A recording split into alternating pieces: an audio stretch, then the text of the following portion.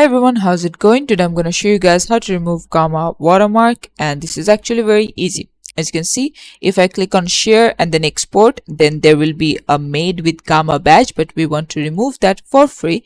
And the way you need to do it is if you click on present, you can see in this page there is no gamma watermark. You can go over in all of the pages and there is no watermark.